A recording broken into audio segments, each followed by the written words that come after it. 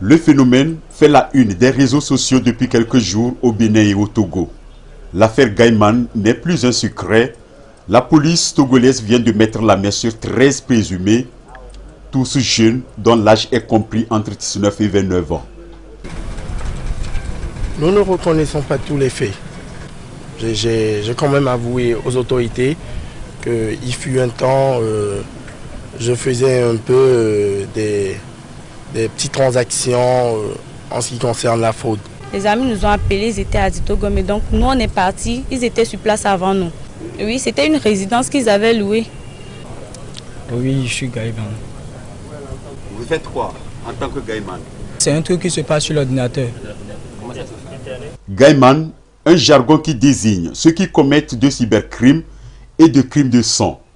Le phénomène s'est développé ces derniers temps au Bénin et les présumés coupables tentent de s'abriter au Togo, créant ainsi de la psychose au sein de la population.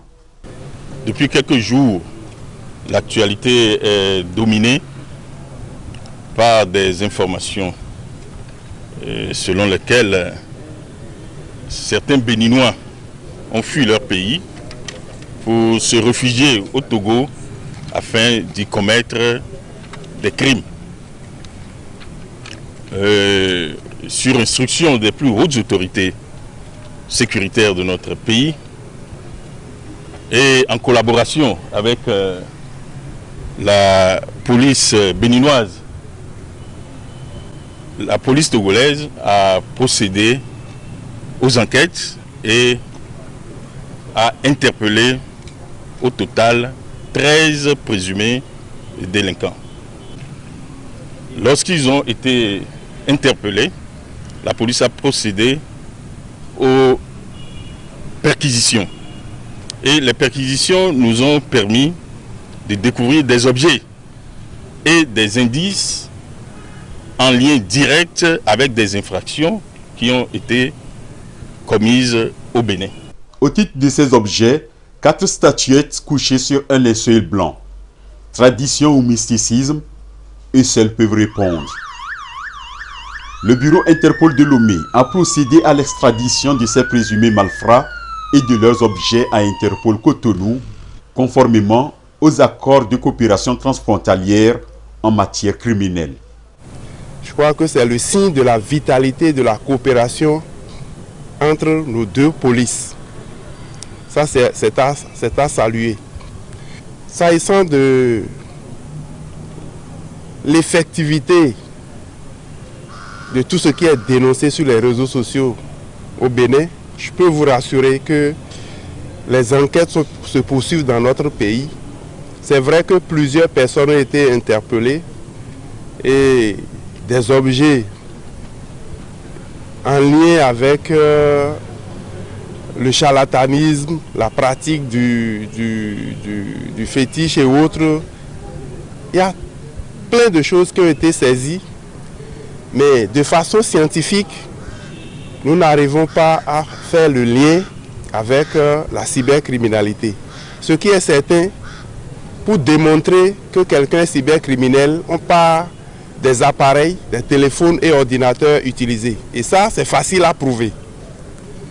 Mais utiliser par exemple un fétiche pour commettre ce genre d'infractions, à l'étape actuelle du développement des technologies, on ne peut pas de façon péremptoire l'affirmer.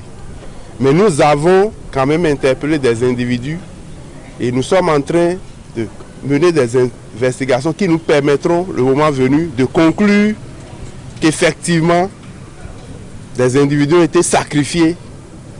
Et si c'est le cas, je crois qu'à travers la police togolaise, vous aurez les informations.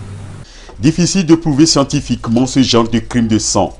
Et la police tient à préciser à ce stade le caractère de présomption de ces individus. Au même moment, elle insiste sur la vigilance des populations.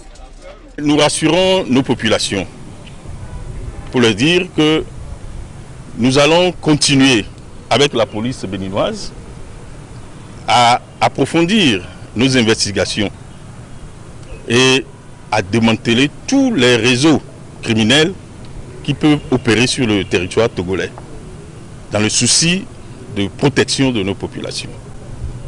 Mais il faudrait que la population elle-même contribue à aller jusqu'au bout de ces enquêtes en fournissant des renseignements aux forces de sécurité. Vous savez, aujourd'hui, c'est le Togo qui préside la CEDEAO. Et nous sommes déterminés avec nos autorités à lutter par tous les moyens contre ces réseaux criminels qui veulent opérer chez nous ici et dans l'espace CEDEAO. Les deux polices se sont montrées déterminées à traquer ces réseaux de criminels et comme le dit l'adage béninois, un malfaiteur ne peut se cacher dans un champ de haricots indéfiniment.